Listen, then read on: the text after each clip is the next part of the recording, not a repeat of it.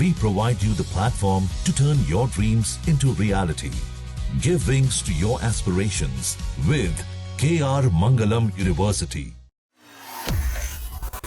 आशा भोसले के निधन से पूरे देश में शोक की लहर फैल गई है। राजनीतिक जगत की दिग्गज हस्तियों ने भी आशा भोसले के निधन पर शोक संवेदनाएं जताई हैं। प्रधानमंत्री नरेंद्र मोदी, महाराष्ट्र के मुख्यमंत्री देवेंद्र फडणवीस, केंद्रीय मंत्री नितिन गडकरी समेत तमाम नेताओं ने आशा भोसले के निधन पर गहरा शोक जताया है। आशा भोसले के निधन से पीएम नरेंद्र मोदी को भी झटका लगा है। उन्होंने श्रद्धांजलि देते हुए एक्स पर लिखा, भारत की सबसे जानी मानी और बहुमुखी आवाजों में से एक श्रीमती आशा भोसले जी के निधन से मुझे गहरा दुख हुआ है। दशकों तक फैली उनकी अनोखी संगीत यात्रा ने हमारी सांस्कृतिक विरासत को समृद्ध किया है और दुनिया भर में अनगिनत लोगों के दिल को छुआ। उन्होंने आगे लिखा, दिल को छू लेने वाली धुनों से लेकर जोशीली रचनाओं तक उनकी आवाज में एक चमक थी। उनके साथ हुई बातचीत की यादों को मैं हमेशा संजोकर रखूंगा। उनके परिवार, प्रशंसकों और संगीत प्रेमियों के प्रति मेरी हार्दिक संवेदनाएं। वो आने वाली पीढ़ियों को प्रेरित करती रहेंगी और उनके गीत हमेशा लोगों के जीवन में गूंजते रहेंगे। वहीं आशा भोसले के निधन पर महाराष्ट्र के मुख्यमंत्री देवेंद्र फडणवीस की प्रतिक्रिया भी सामने आई है। उन्होंने कहा, ये पूरे भारत के लिए, विश्व के संगीत प्रेमियों के लिए बहुत ही दुख की बेला है। बहुत ही दुख की बेला है। सबसे वर्सेटाइल आर्टिस्ट के रूप में जिनको जाना गया, ऐसी आशाताई भोसले, इनका दुखद निधन हुआ है। भारत के इतिहास में उन्होंने जो संगीत की सेवा की है, मंगेशकर परिवार ने जो संगीत की सेवा की है, लता दीदी के रूप में पहला सितारा, पहला तारा लुप्त होते हमने देखा और आज संगीत का दूसरा तारा भी लुप्त हुआ है।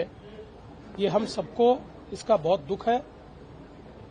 बाल्य अवस्था से संगीत की सेवा करते करते 92 साल की उम्र तक लगातार उन्होंने सेवा की। अपने 90वें जन्मदिन पर 3 घंटे कॉन्सर्ट करने वाली ये दुनिया की एकमेव गायिका है और आखिरी दम तक संगीत की सेवा उन्होंने की। हम सभी लोग जानते हैं कि शास्त्रीय संगीत से लेकर पॉप, रॉक, सभी प्रकार की संगीत उन्होंने हम लोगों को दिया। सभी प्रकार के गीत उन्होंने गाए। विशेषतः आर.डी. बर्मन जी और उन्होंने संगीत को एक अलग जोन में पहुंचाने का काम किया और ऐसी कोई भाषा नहीं है भारत की जिसमें उन्होंने गाने न गाए हो।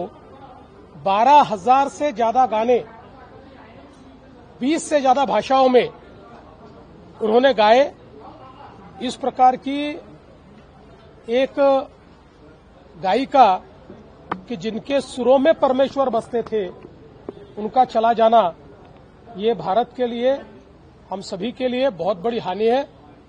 उनके परिवार के दुख में हम सब लोग सम्मिलित हैं। आशा भोसले के निधन पर केंद्रीय मंत्री नितिन गडकरी ने भी गहरा शोक व्यक्त किया। उन्होंने सोशल मीडिया एक्स पर लिखा, भारतीय संगीत जगत की मशहूर और दिग्गज हस्ती गायिका पद्म विभूषण आशा भोसले जी के निधन का समाचार अत्यंत दुखद और दुर्भाग्यपूर्ण है। उन्हें मेरी भावभीनी श्रद्धांजलि। स्वर्गीय आशाताई का और मेरा पिछले अनेक सालों का बहुत ही नजदीकी संबंध रहा है। आशाताई ने अपने जीवन में अनेक भाषाओं में अनेक गीत गाए और संगीत के अनेक प्रकार के गीत गाए। सब प्रकार के गीतों में उनकी मास्टरी थी।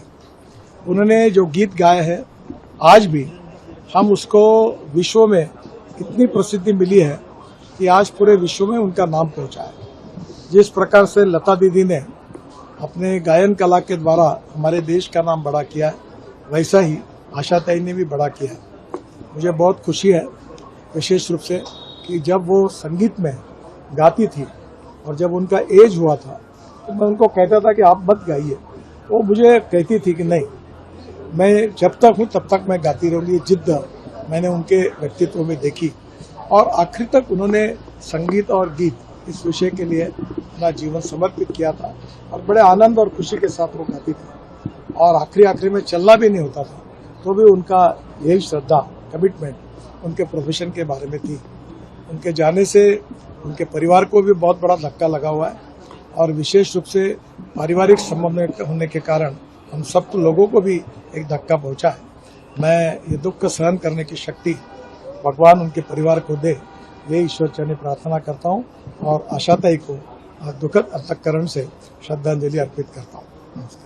वहीं उत्तर प्रदेश के सीएम योगी आदित्यनाथ ने आशा भोसले के निधन को कला और संगीत जगत की अपूरणीय क्षति बताया है। उन्होंने सोशल मीडिया एक्स पर लिखा, सुरों की महान उस्ताद पद्म विभूषण आशा भोसले जी का निधन बहुत दुखद है और कला की दुनिया के लिए एक ऐसी क्षति है जिसकी भरपाई नहीं हो सकती।